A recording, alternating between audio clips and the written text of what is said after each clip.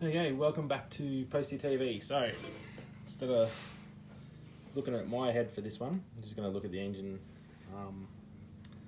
Just wanted to show you. So this one, we're doing this budget build, big bore budget build. Where we left off last time, I've done some porting on the head, just a little bit, just to sort of open that up. I've gone through that in the last video, so I won't go through it all again. But we left it off. I was going to go and see Joe at 110 cycles and pick up a head gasket. So, and see if he had a 55mm gasket. And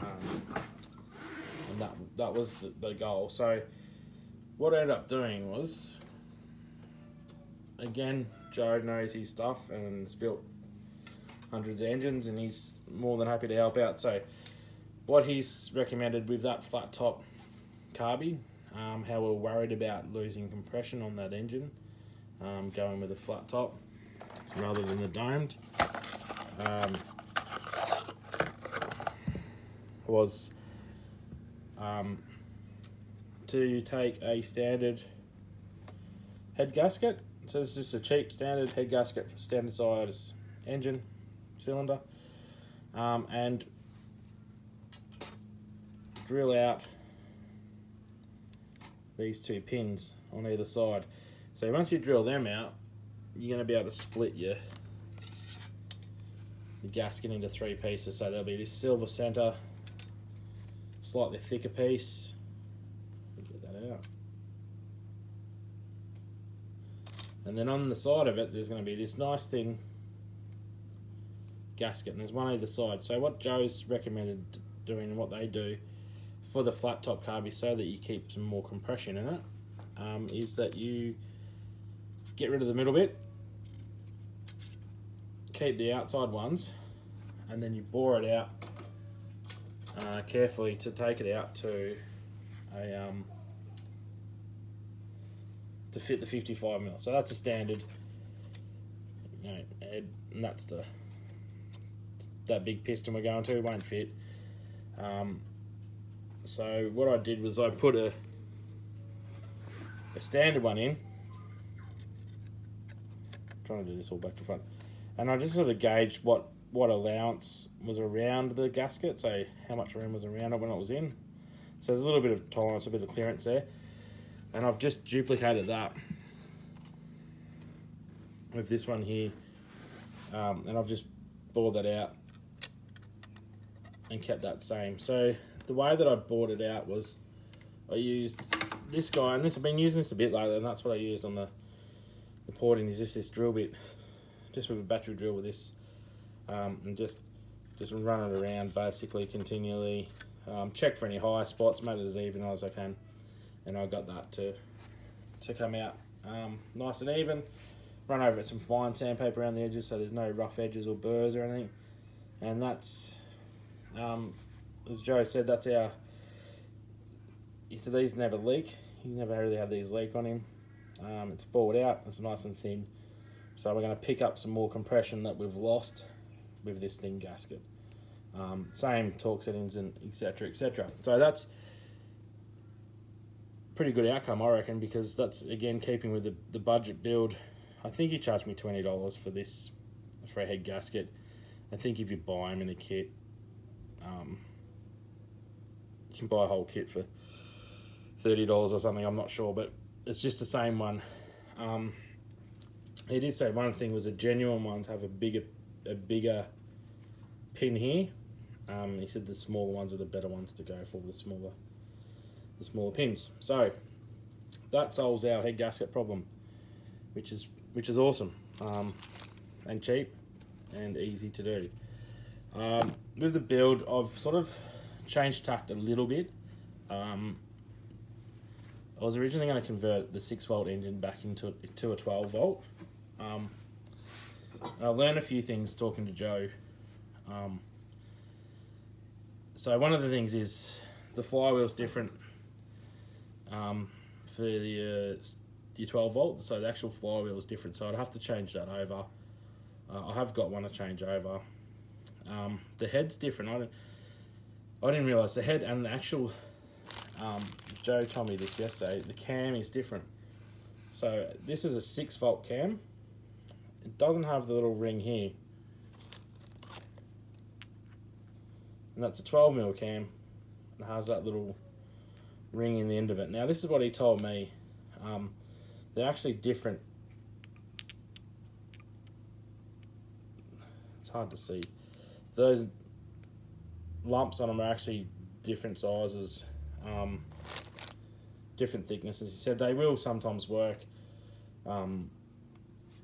I've got a 6-volt one engine I pulled out and I had one of these 12-volt head cams in it, so you know, I was a bit confused, but Joe knows a lot more about engines than I do, so I'm going with him on that one. So when I was in there, I sort of went, oh well, looks like I'm going to do a 6-volt build rather than a 12. And the bike that it's going into was a 6-volt bike. I converted. I can easily change it back, so I'm going to probably do that. Can change it back.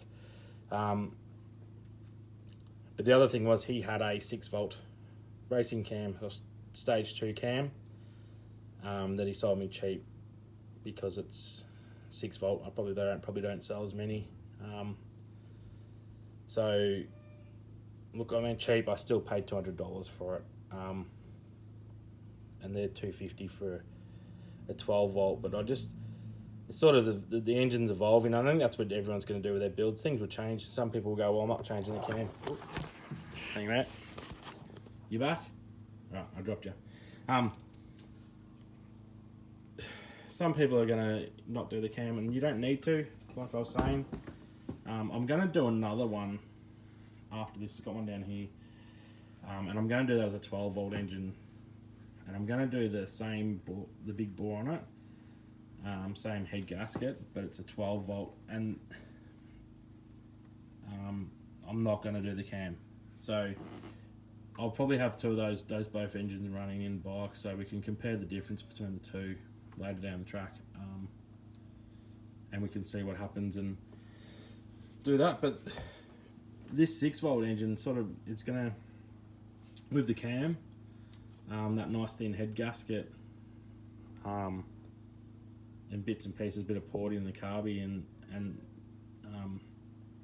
the other thing with a 6-volt engine, you can advance and retard your ignition by to try and put these bits together to show you.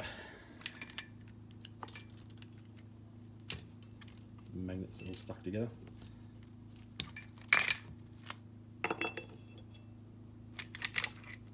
Sorry, bear with me.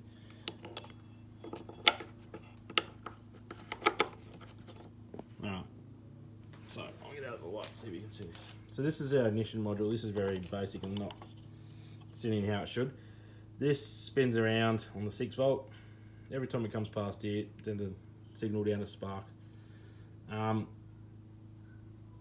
These lines line up here when you got your cam, timing, everything adjusted.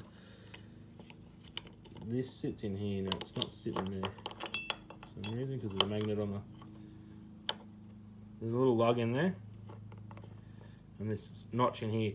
So with the screws, you can advance and retard your ignition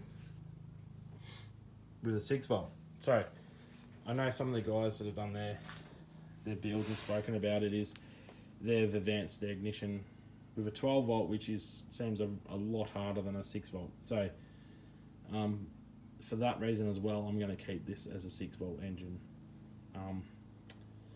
Plus it's got a 6-volt head. Apparently the rockers are different size and the head as well. So I'm going to keep the 6-volt, put it back on this one that's a 6-volt engine. The 12-volt stuff that come off that engine down there, I'm going to put it all back on that and make that as a 12-volt. And it'll be good to see the difference with this one being able to change my ignition, and also not doing the cam on this one and not on that one. But on that one, the valves on that head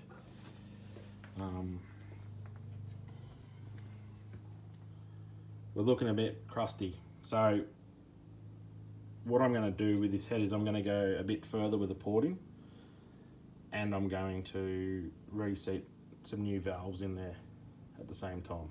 So and that would be a good build. And if I find that engine's going well, and this is what any of you can do if you're doing the build, and you decide, well, you know, it's going better, I want a little bit more, then you can just slide a new cam in it. It's not a hard thing to do. You don't have to pull the whole engine apart to change your cam. So that's something you can do later. You know, you've got endless opportunities or things to do with carbies and exhaust and bits and pieces. So you know, everyone's going to do the different thing. You know, if we all do the same, then we're all going to be riding around at the exact same speed, which get pretty boring. So you know, we'll get them going, and everyone can compare their engines. And I'm sort of pushing this budget build dyno shootout, because I reckon if the more you spend, you get a percentage of your horsepower knocked off. The less you spend, you don't get as much knocked off, and put it on the dyno and see who can spend the least amount of money and get the most amount of horsepower. Bit of a challenge sort of out for everyone. So if I get the chance, I'll put this on a dyno and see what it makes with all these modifications that you've seen me do. So it'll give you an idea of what increase we get, if we get an increase. Who knows? All right, I won't bore you any more with that, but that's where we're at. The head gaskets, I think that's a win. You know, taking that out, it wasn't hard. A bit of oil on there, but you know, it's fairly not like, it's nice and smooth. Camera's probably not great there, but it's come out, and Joe says that's what he does on his bigger bore engines, especially the flat tops, just to keep that compression. Said you could use the middle one if you wanted less compression, but I don't know why you would. So yeah, I'm pretty excited about that. We'll throw that in. Now I'm really just waiting on the cylinder and piston back from Serco, from the engine shop, which I hope I get a phone call tomorrow about. If that's the case, I'll be bolting things back together and get it going. Alright, well, cheers for watching. Hope you're enjoying it. Hope it's helping some people out, giving some inspiration to do some builds himself. I know one of the guys, Gavin, said he's considering getting an engine to do the same sort of thing. And other guys have got engines that want to tweak them up. So, alright, we'll speak to you soon. Bye.